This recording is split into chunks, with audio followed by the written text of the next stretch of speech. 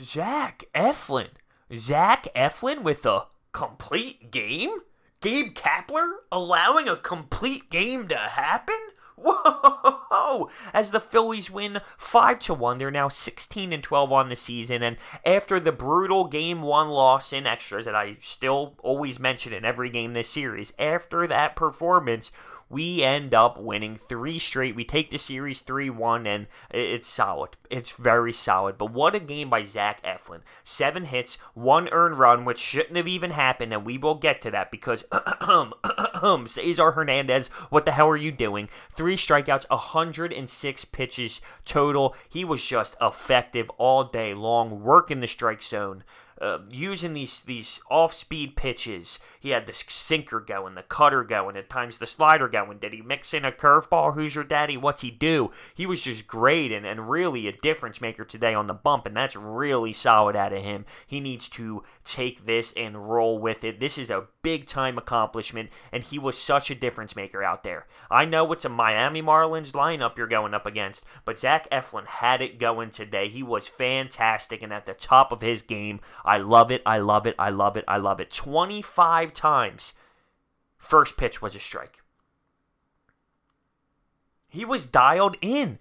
He was extremely dominant when it came to using the strike zone. He wasn't leaving pitches in the middle of the plate. He was working the inside, working the outside, going high, using low. He stayed away from the bread and butter spot of the plate all night long, and it was clearly an issue. Yeah, 7 hits, right? Singles. Just amazing. Just amazing. I'm so proud of Zach Eflin on the bump today at Citizens Bank Park. So we took control of this game early. Listen, offensively, it wasn't a masterpiece for the I almost said the Sixers. Well, okay, let's just leave that where it was. For the Phillies, it wasn't a beautiful day. We had 4 hits total, and Jean Segura, who's okay, by the way, had 3 of them. Rhys Hoskins with the other one. So we took advantage of walks, getting hit by a pitch. But listen, that was enough today, and we took control early. That's one thing I love to see how this team. We took control early. In the bottom of the first, Bryce Harper 2-out walk. From first base, Rhys Hoskins doubles, Bryce Harper hustling his ass off and scores to give us a 1-0 lead. In the third, McCutchen walks. Jean Segura triples down the right field line. It almost hits the side angle to kick out to the right fielder, but it doesn't, and it keeps going straight from first base. Andrew McCutchen scores. It's 2-0. Bryce ends up bringing in Segura on an RBI ground out. 3-0. We're up 3-0 in the first 3 innings. Take control early. Show your dominance early. Get a nice lead. Just do it. And put yourself in a better position to win. In the 6th, we had bases due, 0 outs, and I said, let's go. Let's put them away. Make a damn statement. Crush them. Destroy them. Well, Rhys Hoskins ends up going into a double play.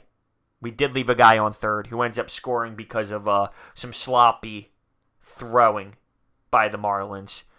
And we tack on another run. At this point, it's 4-1. In the 8th, Marlins get sloppy again. It's 5-1. Took advantage of the Marlins being poor. But it's better than not taking advantage of the Marlins being poor. So let's get this Cesar Hernandez. He stinks defensively. What happened to this guy? He's calling off Bryce Harper early in this game. Calling him off. Oh, the ball drops. What?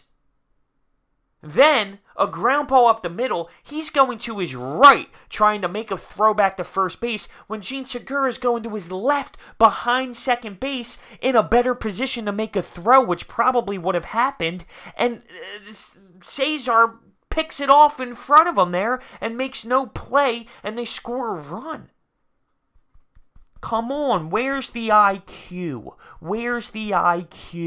Dumb decision making. And that is now so many times now in a row.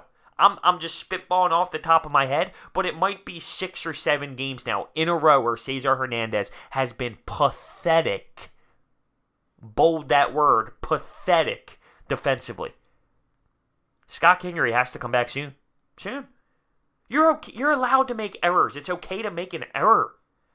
But this consistent game after game after game after game, and this dumb of errors, and it being fundamentally bad on fielding ground balls and pop flies, I don't know what to tell you. I'm happy that this team has an off day tomorrow. I'm never happy with baseball off days. You even know that before. I said, why do we have so many off days? After this stretch, I'm cool with it. They need it. They need a time to relax. They need some time to get a breather. And we also have one on Thursday. Just take it for what it is. And we have a Detroit Tigers team coming in for a 2-game series on Tuesday, Wednesday. Take it for what it is. You need it. But I can't get over what I just saw out of Zach Eflin. He started out the season hot.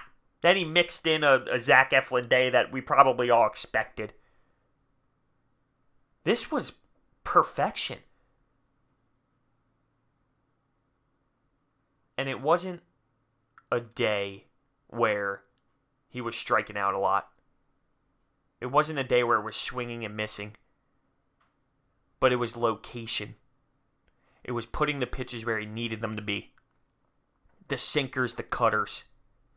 And that's what I loved out of Zach Eflin today on the bump. And hopefully he can build off that. We need pitchers to step up. We need pitchers to make statements and be a legitimate piece moving forward. Because Aaron Nola hasn't been him. It has not been himself. Nick Pivetta has been sent down as he should be, even though he had a good day today. Apparently, according to the broadcast. Struck out 14 at one point through 6 innings. I was stunned to hear it. But we need these guys to start getting more comfortable. How many times we've been sitting there with Vin Velasquez, who's had a great start, but how many times has he not been enough? This was much needed. And do I dare give credit to Andrew Knapp? Oh, he's terrible offensively. He had bases juiced opportunity late there in the 8th, too. He's horrible. I hate him. Worst backup catcher in the league. Do I dare give him credit for calling a good game behind the plate? I guess I'm going to have to. Oh, it kills me to say that. But how about Jean? Jean being back in the lineup, 3 hits, the triple, the singles through the infield. It's silly to think that one man can make that much of a difference when it comes to what we can do with this lineup. But it is true. And how about this stat? 3 players so far with 20-plus RBIs before May. Franco, who didn't have a great game today, but he already has his 20 RBIs. Harper and Rhys Hoskins. 20-plus RBIs? It's April. This is crazy. And I still hate to dial it back to someone like Jean Segura, but it's obnoxious how much one man can make in a second hole. It's crazy how much more lethal everything is. Because it's once again, where's the breathing room when you're an opposing pitcher? Just one guy drawing the lineup out just by one more guy? Such a difference maker. So right now we're sitting at 16-12. We got some help again last night due to the fact that our divisional opponents were losing, which is obviously great to see. Now let me just give a peek here. I don't know if any of them are playing afternoon games. The Nats are tied 6-6 with the Padres in the 8th at this very moment. The Mets did win today. They got one win out of the Brewers so far, 5-2.